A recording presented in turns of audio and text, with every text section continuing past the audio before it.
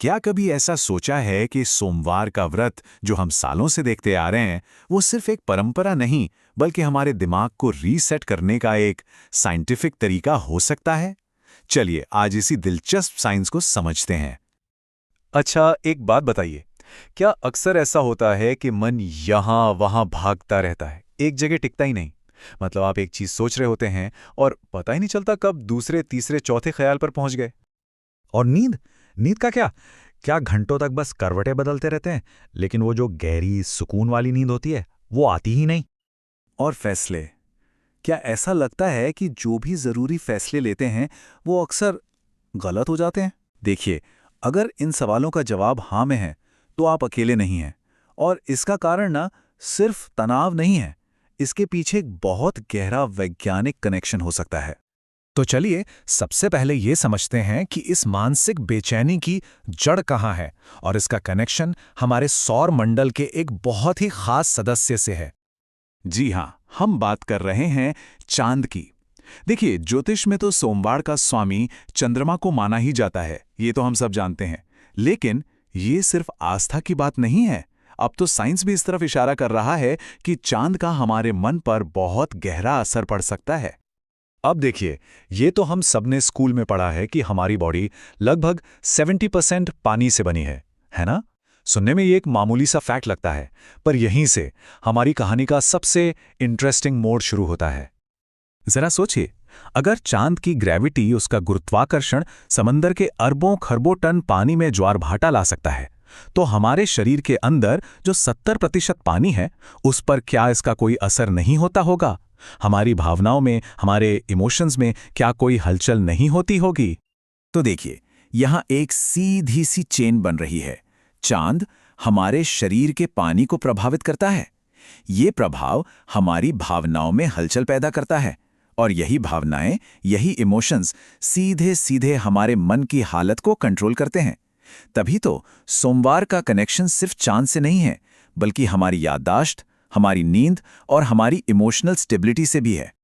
तो अब सवाल ये उठता है कि चलो ठीक है, प्रॉब्लम समझ आ गई, लेकिन व्रत मतलब फास्टिंग इस पूरी इक्वेशन को ठीक कैसे करता है? इसका जवाब छिपा है हमारे दिमाग की केमिस्ट्री में। देखिए, जब हम व्रत रखते हैं तो हमारे दिमाग के दो सबसे जरूरी फील गुड केमिकल्स हैं, डोपामाइन और सेरोटोनिन। व्रत रखने से ना इनका बैलेंस बेहतर होने लगता है, और यही वो केमिकल्स हैं जो ये तय करते हैं कि हम खुश महसूस करेंगे, बेचैन रहेंगे या एकदम शांत। व्रत से पहले और बाद की सिचुएशन में जमीन आसमान का फर्क होता है। जब हम फास्ट करते हैं तो हमारे शरीर का इंसुलिन लेवल कंट्रोल में आ जाता है। इससे होता यह है कि चिंता, बेचैनी, गुस्सा, ये सारी भावनाएं अपने आप कम होने लगती हैं। और यही वजह है कि व्रत के बाद अक्सर मन इतना हल्का और शांत लगता है ना? तो असल में व्रत हमारे दिमाग के लिए एक तरह से एक नेचुरल रीसेट बटन का काम करता है, जो इस केमिकल इम्बैलेंस को ठीक कर देता है। लेकिन रुकिए, व्रत का साइंस सिर्फ इस ब्रेन केमिस्ट्री तक ही खत्म नहीं होता। ये एक बहुत ही पावरफुल साइकोलॉजिकल टूल भी है। ये सिर्फ भूखे रहने की बात नहीं है, ये है सेल्फ कंट्रोल की प्रैक्टिस। जब कोई सुबह ये फैसला करता है कि आज मैं सिर्फ पानी या फल पर रहूंगा, तो वो सिर्फ एक नियम नहीं मान रहा होता, बल्कि वो अपने दिमाग को एक बहुत पावरफुल सिग्नल दे रहा होता है। आज का कंट्रोल मेरे हाथ में है। मेरी इच्छाएं मुझ पर हावी नहीं होंगी, मैं उन पर हावी रहूंगा। और ये जो एक दिन का अभ्यास है ना, ये समय के साथ एक बहुत बड़ी ताकत बन जाता है।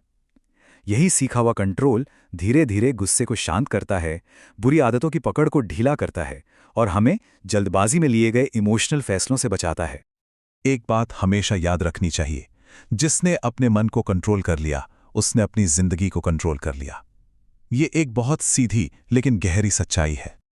तो ठीक है, हमने साइंस की बात कर ली, साइकोलॉजी की बात कर ली, लेकिन आध्यात्मिकता का क्या? क्या सोमवार से जुड़ी जो रस्में हैं, जैसे पूजा करना, क्या इनका भी कोई वैज्ञानिक आधार है? जवाब है हाँ, और इसका राज छिपा है हमारी ब्रेन वेव्स में। देखिए, जब हम सोमवार को शिव पूजन या जल चढ़ाने जैसी शांत एक्टिविटीज करते हैं, तो हमारा दिमाग एक बहुत खास स्टेट में चला जाता है, जिसे कहते हैं थीटा स्टेट। ये वही मैजिकल स्टेट है जो गहरे ध्यान में महसूस होती है, या जब अचानक कोई कमाल का आइडिया आता है। इसी स्टेट में हमारी इंट्यूशन यानी मन की आवाज सबसे ज्यादा साफ सुनाई देती है।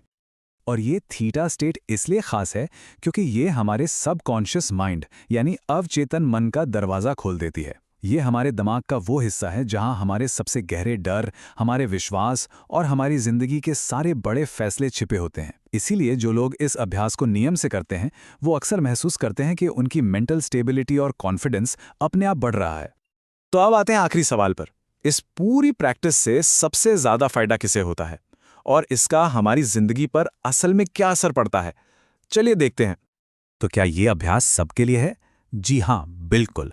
लेकिन ये उन लोगों के लिए एक असली गेम चेंजर साबित हो सकता है जिन्हें नींद ठीक से नहीं आती, जो हर वक्त तनाव में रहते हैं, जिनके रिश्तों में इमोशनल उथल-पुथल मची रहती है या जो बार-बार गलत फैसले लेने के चक्कर में फंस गए हैं।